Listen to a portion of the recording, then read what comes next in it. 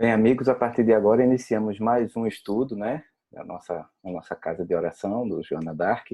E o estudo da noite de hoje nós vamos iniciar, né, um debate muito interessante sobre a questão da hierarquia celestial e espiritual. E é muito interessante a gente observar que esse assunto ele é deveras complexo, mas que, como estamos no momento de estudo, esse tipo de tema ficaria muito mais delicado a gente tratar numa reunião pública.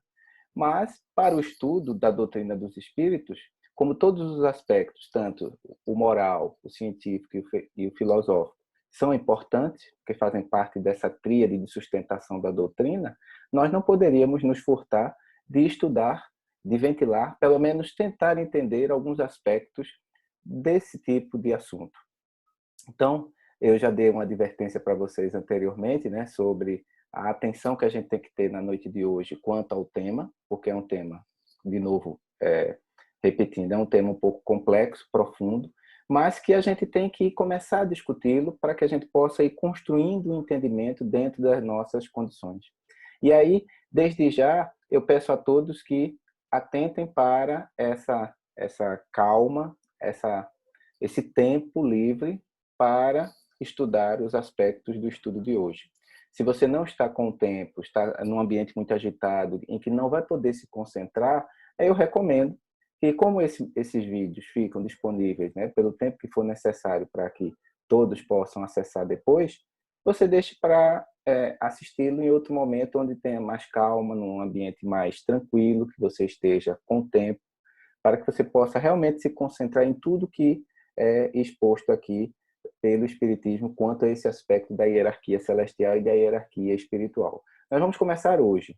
Tudo indica que nós vamos começar a primeira parte hoje desse estudo e no próximo estudo da semana que vem a gente continua a debater esse tópico.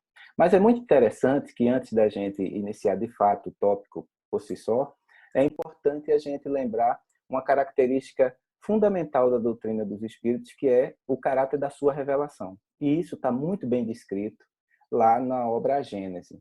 Logo no primeiro capítulo, Kardec já inicia essa obra maravilhosa, tratando sobre o caráter da revelação espírita. E olha aqui o que eu coloquei, ipsilinha do que tem lá, logo no início do capítulo. Pode-se considerar o espiritismo como uma revelação? Kardec faz esse questionamento. Nesse caso, qual é o seu caráter? Em que está fundada a sua autenticidade? A quem e de que maneira foi feita? A doutrina espírita é uma revelação no sentido teológico da palavra, quer dizer, ela é inteiramente o produto de um ensinamento oculto vindo do alto? Ela é absoluta ou suscetível de modificações? Ao trazer aos homens a verdade integral, a revelação não teria efeito de impedi-los de fazer uso de suas faculdades, visto que eles poupam o trabalho da pesquisa? Qual poderia ser a autoridade do ensinamento dos espíritos se eles não são infalíveis e superiores à humanidade? Qual a utilidade da moral que eles pregam se essa moral não é outra que a do Cristo que nós conhecemos? Quais são as verdadeiras novidades que eles nos trazem?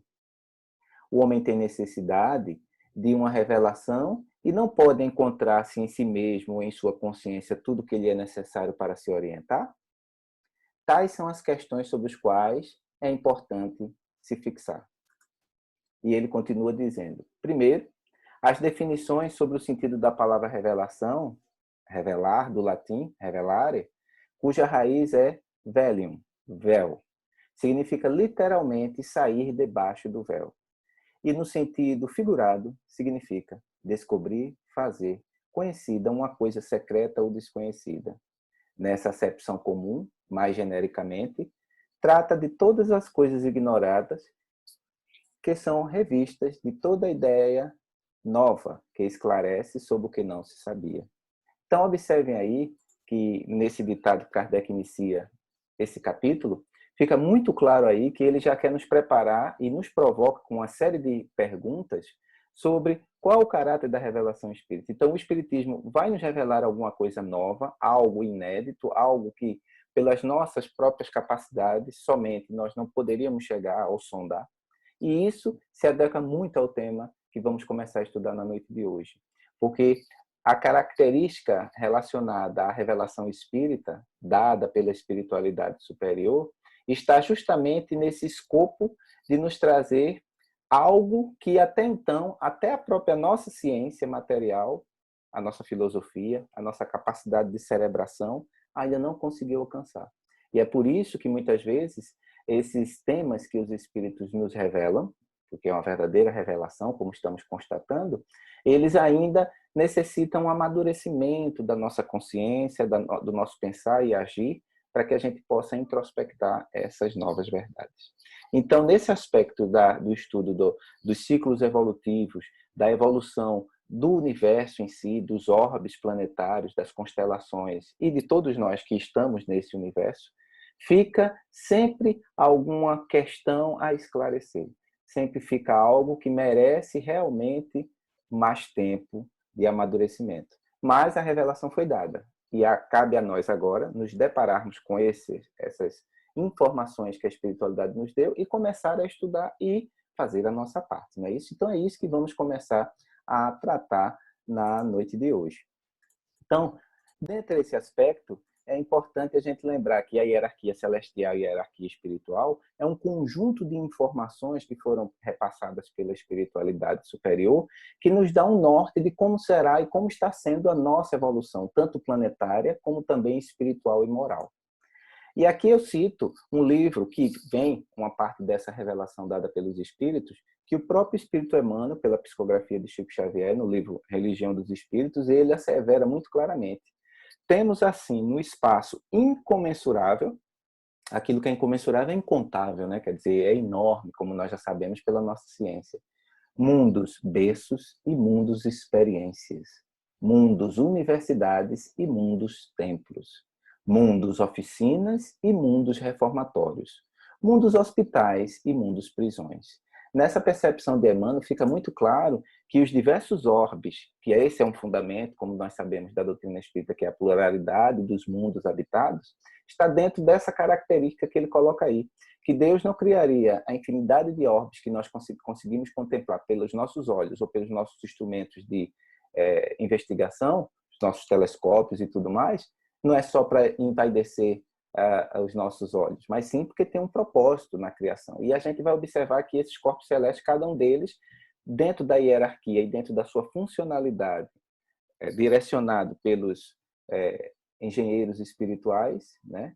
Eles têm uma finalidade. E como diz Emmanuel aí, tem aqueles que são universidades, tem aqueles que são escola, tem aqueles que são prisão, tem aqueles que têm os mais diferentes aspectos, cada planeta do universo que nós conhecemos. Então, a gente observa que aí começa o primeiro caráter da revelação espírita sobre a importância desses planetas, a importância desses corpos celestes, das estrelas, das constelações, que até hoje a ciência descobre cada vez mais novos aspectos do universo e ainda fica se questionando para que serve tudo isso? Qual o propósito de tudo isso? Então, a visão espírita ela vem dar uma revelação sobre o propósito mais profundo de cada um desses orbes. E aí vem outra característica que eu queria que vocês agora escutassem, que é o item 3, seguindo, já que a gente começou a estudar aqui a Gênese, do mesmo capítulo, falando sobre o caráter da revelação espírita, é um conceito que Kardec coloca lá no item 3, que toda revelação deve ser a verdade. Vamos escutar o que tem dizendo na Gênese, no item 3. Estudando a Gênese, com Allan Kardec. A característica essencial de qualquer revelação tem que ser a verdade. Revelar um segredo é tornar conhecido um fato. Se é falso, já não é um fato e, por consequência, não existe revelação. Toda revelação desmentida por fatos deixa de o ser se for atribuída a Deus. Não podendo Deus mentir nem se enganar, ela não pode emanar dele. Deve ser considerada produto de uma concepção humana. Capítulo 1, item 3. Muito claro aqui, né? Isso que está dito no item 3 aqui do capítulo 1 da Gênese. Então, partindo desse pressuposto, como Kardec constrói muito bem, né, essa retórica, esse entendimento de que toda revelação tem que pressupor que seja da verdade, e se a verdade está com Deus, então toda a verdade e toda revelação vem de Deus. Então, se a doutrina espírita se coloca como uma doutrina da verdade e que revelar aos homens as verdades divinas, ela tem que vir por sua conclusão da fonte divina, tem que vir de Deus. Então, partindo desse pressuposto, nós vamos começar a entender que, dentro dessa perspectiva do Espiritismo, nós aprendemos que todos os planetas sofrem esses processos dos chamados ciclos evolutivos. Então, todos os planetas que estão no universo, eles sofrem também evolução. Então, não só evoluem os seres, os espíritos, mas também evoluem os planetas. E aqui nessa imagem, vocês veem muito bem, de forma didática, aquilo que nos foi revelado sobre a escalada evolutiva, o ciclo evolutivo que cada planeta deverá passar. Então, desde o planeta na condição de primitivo, então ele passa por um grande processo de transição, até o momento em que ele se coloca na condição de planeta de expiações e provas, e daí vem um longo processo que é difícil de nós mensurarmos, para que ele possa transicionar para a fase seguinte, que é a de regeneração. Daí ele chega àquilo que os espíritos nos revelaram como mundos felizes, até chegar àquela situação dos mundos praticamente imateriais, onde os espíritos não possuem mais corpos físicos, que são os mundos onde só habitam os espíritos puros. Isso aí foge ainda da nossa capacidade de percepção. É fato que nós, na nossa condição, como também nos foi revelado pela espiritualidade, estamos nessa segunda condição aí ainda muito atrasada de expiações e provas, e estamos nessa translação para a fase de regeneração. E tudo isso respeita determinados ciclos. E como se dá esses ciclos? O que é que a espiritualidade nos revelou sobre isso? É agora que a gente vai começar a se adentrar um pouco dentro dessa temática de como se dá os ciclos evolutivos dos orbes. Mas é importante que a gente tenha em mente a grandiosidade do que é as dimensões celestiais, né? A gente não tem ideia, dentro da nossa visão tão tacanha, ainda muito limitada, de distanciamento das coisas, fica muito difícil, muitas vezes, a gente perceber por que as coisas, a nível celestial, a nível universal, a nível sideral, se passam numa escala de tempo infinitamente maior do que é que nós conseguimos perceber pelos nossos sentidos. Mas nós temos aí as ferramentas que a ciência nos deram, da matemática e das medidas, para que a gente possa ter algumas noções, principalmente a nível comparativo. E é isso que eu queria ilustrar aqui, para que a gente possa perceber um pouco disso, né? Então, nessa animação, vocês conseguem ver aqui em escala proporcional a diferença entre os diferentes orbes conhecidos por nós. Então, Mercúrio, que já é maior do que Marte, Vênus, que já é maior do que Marte, e aí vem o planeta Terra, nosso habitat atual, onde nós vemos dentro dessa posição. Mas aí vem outros orbes do nosso sistema solar, que, como Saturno, Netuno, que já são planetas muito maiores, o Júpiter. Mas aí quando a gente vai vendo agora as estrelas, né, vemos os planetas, vemos as estrelas que têm brilho próprio, como nós aprendemos, a gente vê o nosso Sol, mas aí vem estrelas muito maiores em dimensão, como a gigante laranja. E a ciência, à medida que vai avançando, ela vai descobrindo novos astros cada vez maiores. É impressionante, minha gente, que essa escala ela vai se tornando infinitamente enorme, foge da nossa percepção. Mas, ao mesmo tempo, nós vamos percebendo a mediocridade que é o nosso planetinha em comparação com esses orbes. E se partimos do princípio de que todos os corpos celestes eles são habitados e têm uma finalidade para o universo, começamos a perceber que se a Terra tem a sua importância perante a criação, dentro desse tamanho minúsculo que a Terra tem comparado aí agora com o maior orbe até então conhecido, olha aí o tamanho da Terra em comparação com essa grande estrela, e se coloca muito bem que essa estrela possui um diâmetro de 2 bilhões e 800 milhões de quilômetros. São distâncias enormes. Ele diz que, imagina um passageiro voando ao longo dessa superfície dessa estrela a 900 quilômetros por hora, que é uma velocidade inimaginável, ele levaria 1.100 anos para dar a volta nesse orbe, nessa estrela. Então, vocês imaginam as dimensões, mas não para por aí, né? a gente observa que, à medida que vai avançando a pesquisa, já se descobriu outras estrelas. E eu tenho aqui os dados atuais, né, para mostrar para vocês, de uma estrela que foi descoberta, que é EY Scout, é o nome que deram para ela. Ela tem 1 bilhão de vezes o tamanho do nosso Sol. É verdadeiramente o astro maior que nós temos nesse instante. É simplesmente, se eu fosse comparar, já que ele tem 1 bilhão de vezes um tamanho maior do que o nosso Sol, que já é grande em comparação a nós, já que o nosso Sol, em comparação com a Terra, ele cabe 1 milhão de planetas Terra dentro do seu diâmetro. Então, vocês imaginem o tamanho dessa estrela. A Eta Carina, que ela é dentro da nossa constelação, ela tem 5 milhões de vezes maior que o nosso Sol. Esse novo orbe, essa estrela que foi descoberta, e o Scout, ela tem 1 bilhão de vezes maior do que o nosso Sol. E isso é como se fossem, só para dar uma ideia para vocês, é o tamanho da Terra multiplicado por 18 zeros acumulados. Então, são números gigantescos. Então, só isso para que a gente possa perceber a enormidade. Então, como orquestrar tudo isso? O questionamento que a gente faz é esse. Como a providência divina, as inteligências siderais, os espíritos nobres que são responsáveis por toda essa engenharia do universo, auxiliando a Deus dentro daquele planejamento que nós aprendemos e vamos estudar mais no próximo encontro da semana que vem sobre os co-criadores em plano menor e em plano maior, mas fica muito claro que é necessário toda uma engenharia, todo um projeto muito bem construído para que esse grande sistema sideral, esse grande sistema do nosso universo não entre em colapso, porque são distâncias muito grandes, dimensões enormes desses corpos celestes, e estamos nesse meio.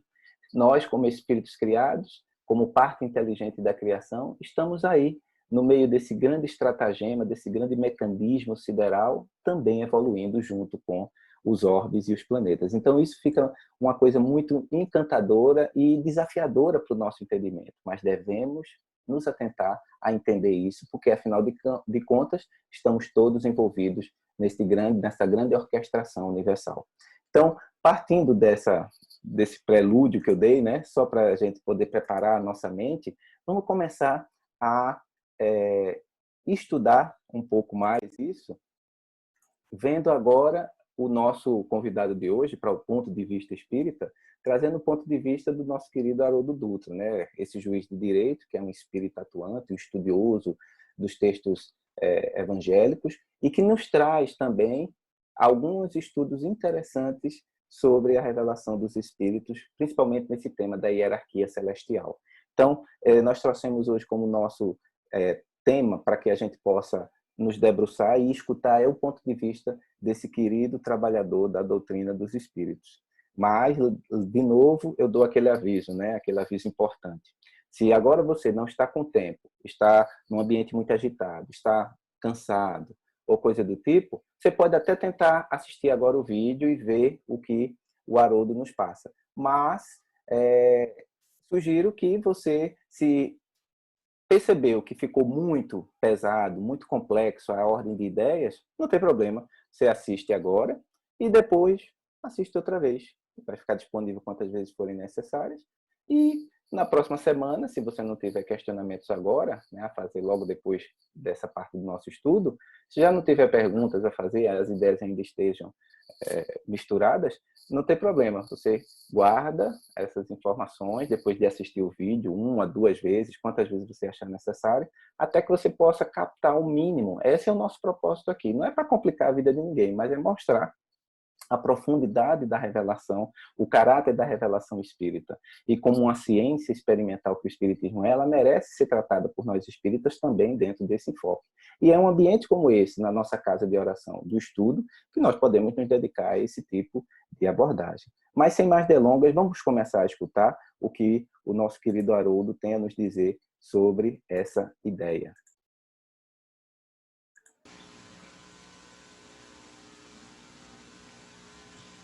Caraguá. Nós tiramos essa informação aqui do livro da Federação Espírita do Paraná, escrito pela Malena.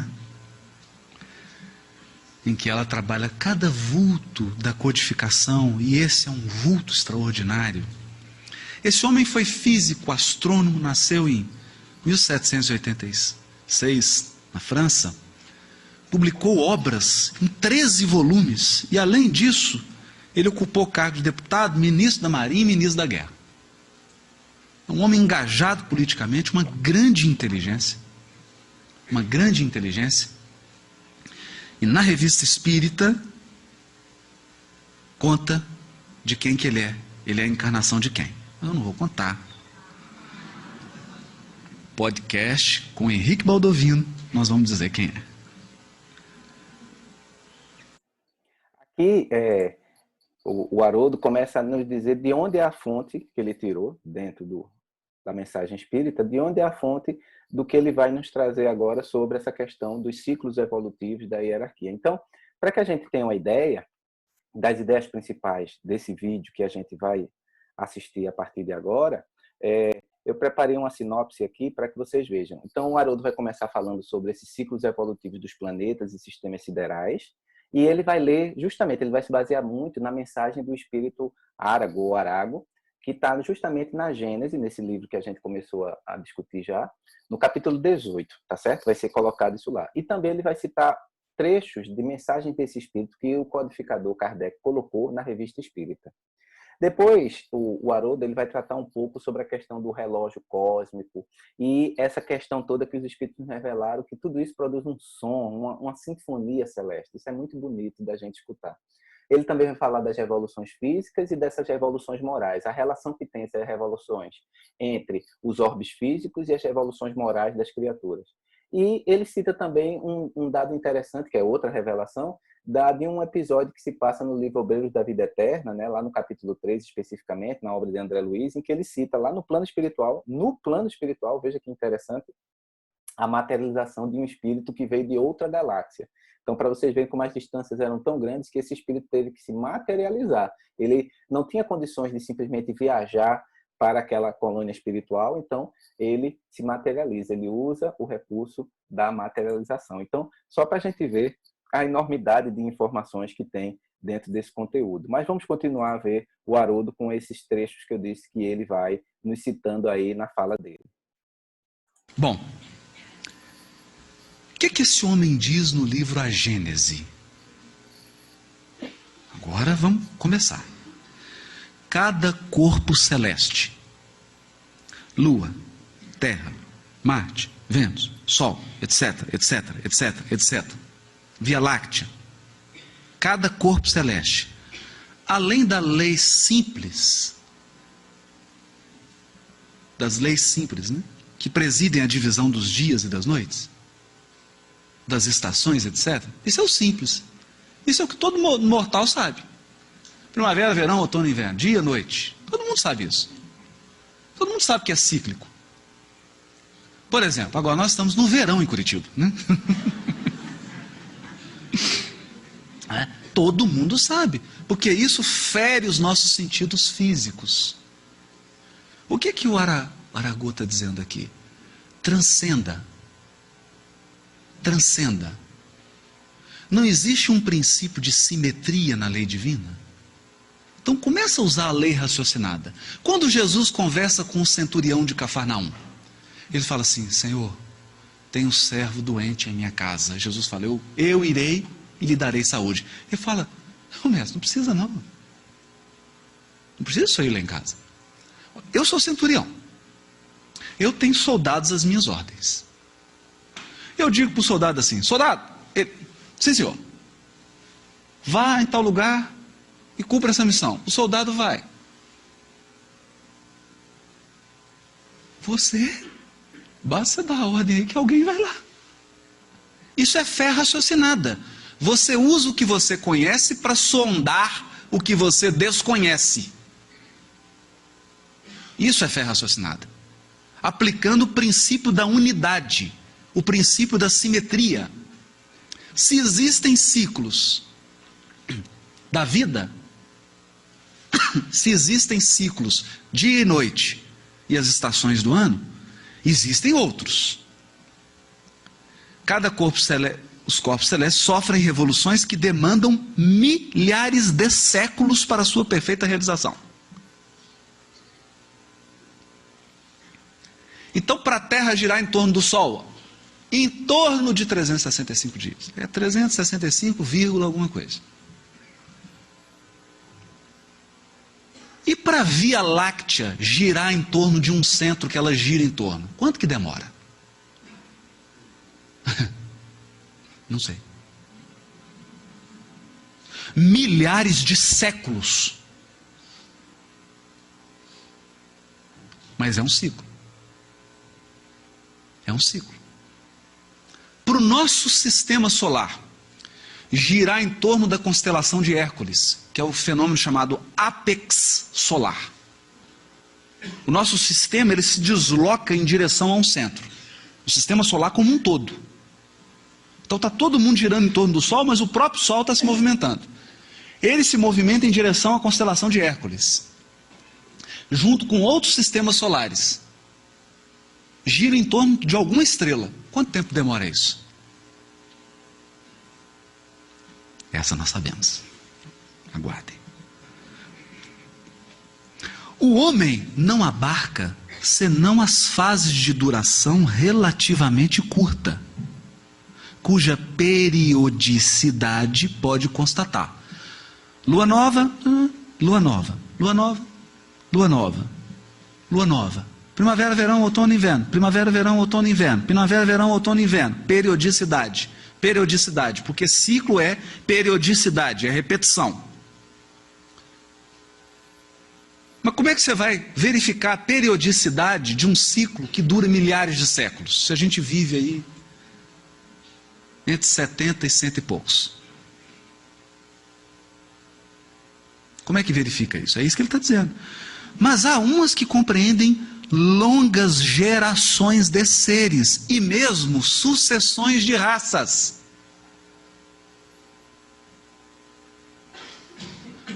Muita calma nessa hora. Concentração. Há ciclos astronômicos que regem as sucessões das raças no planeta Terra. É isso que esse gigante está dizendo. É isso que ele está dizendo. Ele vai dizer mais. Num mesmo sistema planetário, no caso, por exemplo, sistema solar, todos os corpos que dele dependem reagem uns sobre os outros.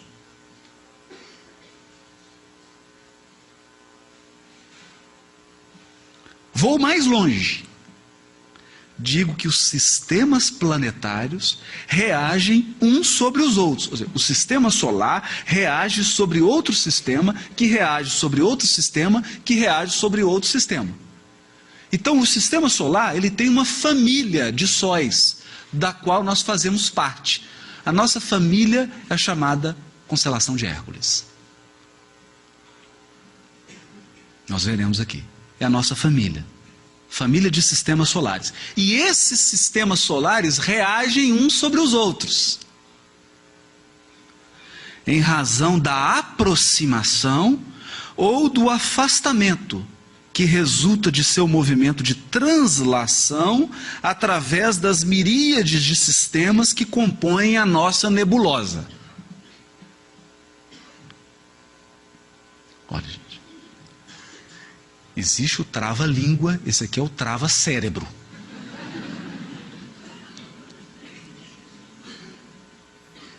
Esse aqui é trava-cérebro. Uma família de sistema solar, porque o que acontece? A Terra no movimento de translação, não tem um momento que ela está mais próxima do Sol? O nosso sistema solar vai ter momentos em que ele vai estar mais próximo de outros sistemas. E vai ter momento que ele vai estar mais distante. Quando está mais próximo, tem gente que pula o vagão.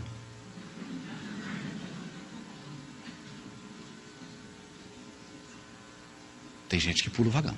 Tudo harmônico, não tem mágica.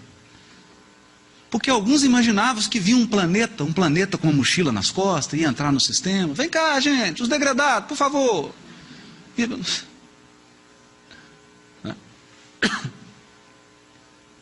uma harmonia.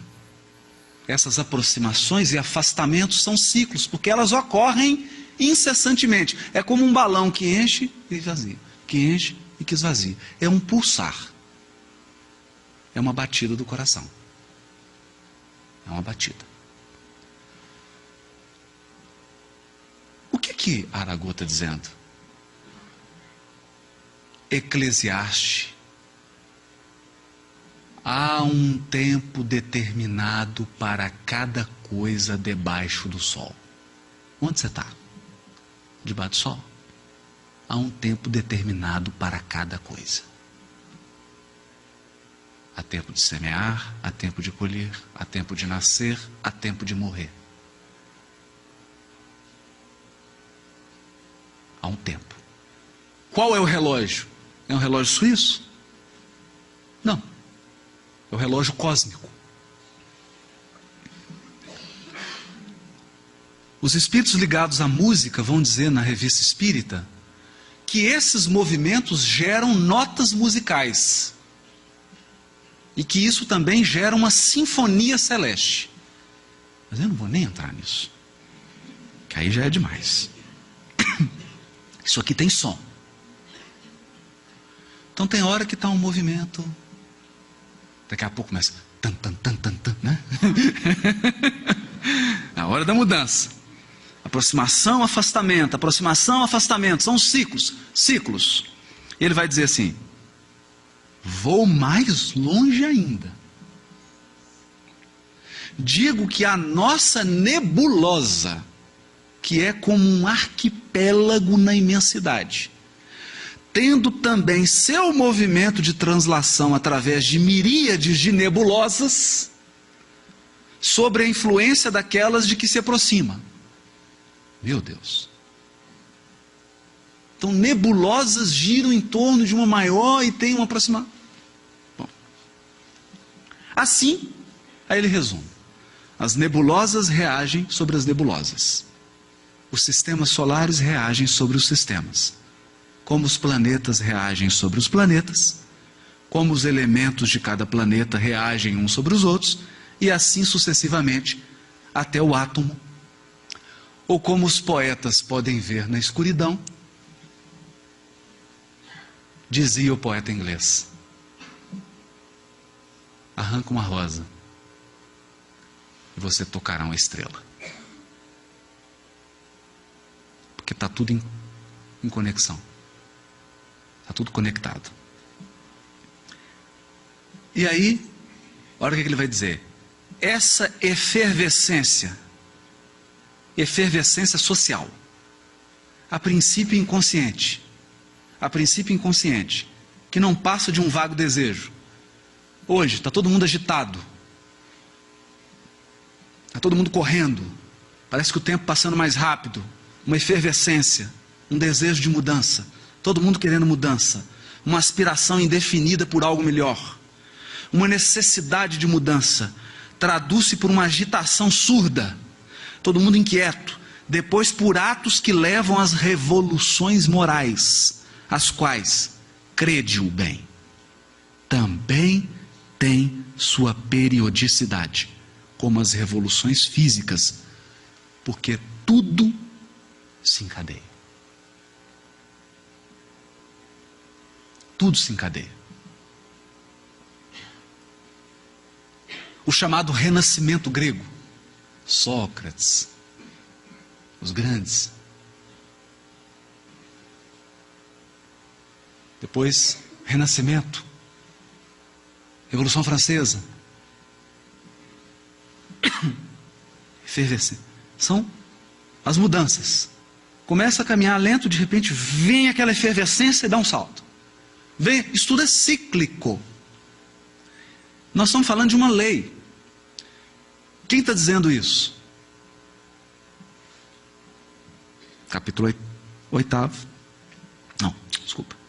Capítulo 18, item 8, no livro A Gênese de Kardec. Está lá. Bom.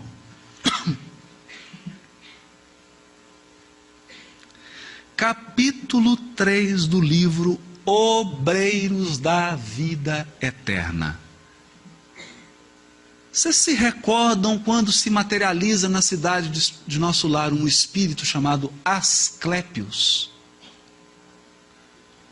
Ele se materializa em nosso lar. Pouca evolução.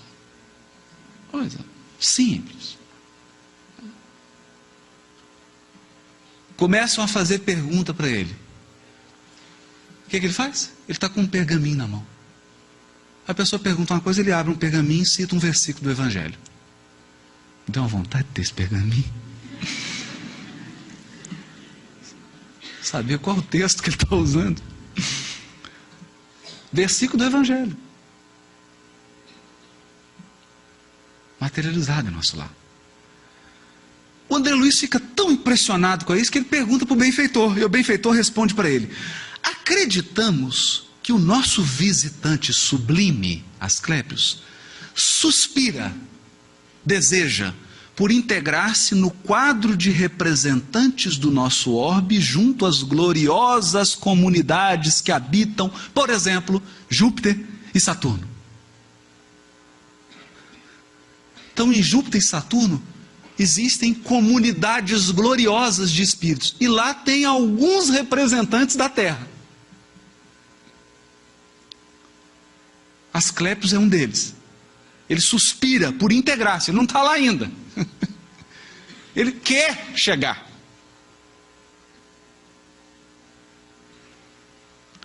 Os componentes dessas, ou seja, quem vive em Júpiter e Saturno, nessas comunidades gloriosas, o que eles querem? Esperam, ansiosos, o instante de serem convocados às divinas assembleias que regem o nosso sistema solar. Então quem está lá fala assim: eu estou assim, tem um condomínio lá no sol.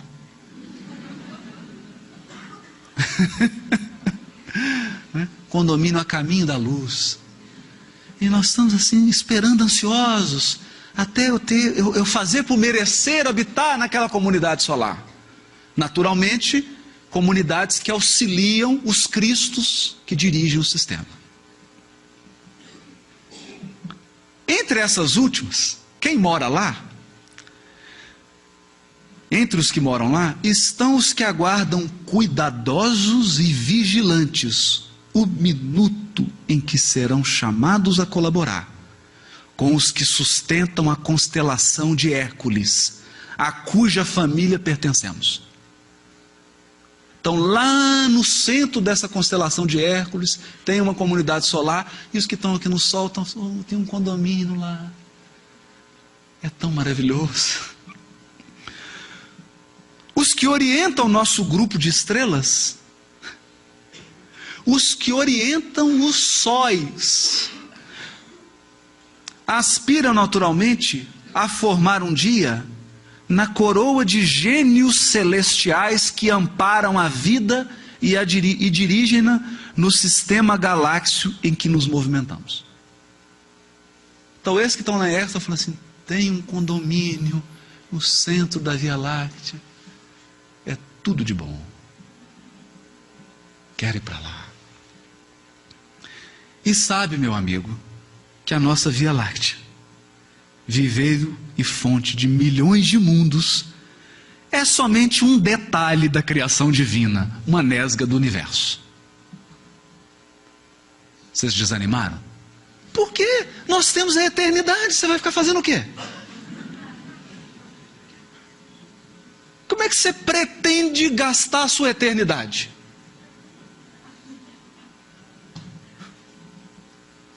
Tem que ter um objetivo infinito. Infinito.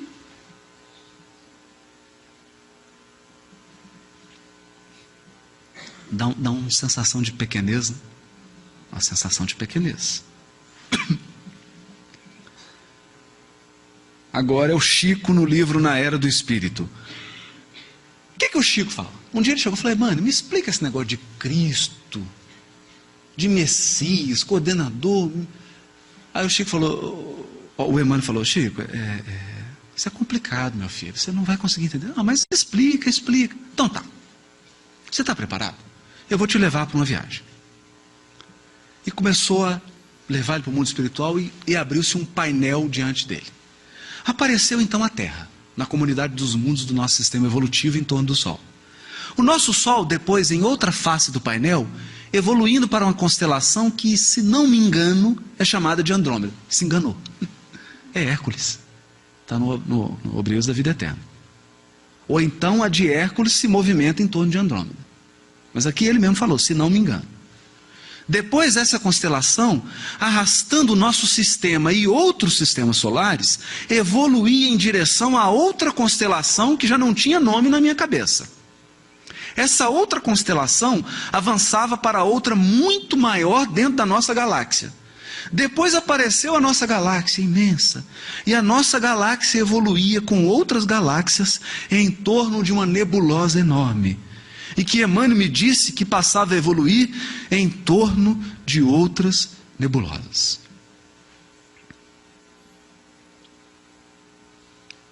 Porque tudo está dentro da ordem divina. Cada mundo, cada sistema, cada galáxia, orientados por inteligências divinas, e Deus para lá disso tudo, sem que possamos fazer uma definição. Senti uma vontade enorme de voltar para minha cama e tomar café quente.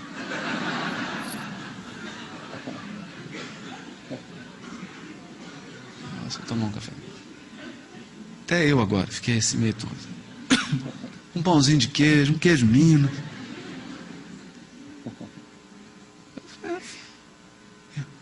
E Deus para lá disso tudo. Para lá disso tudo.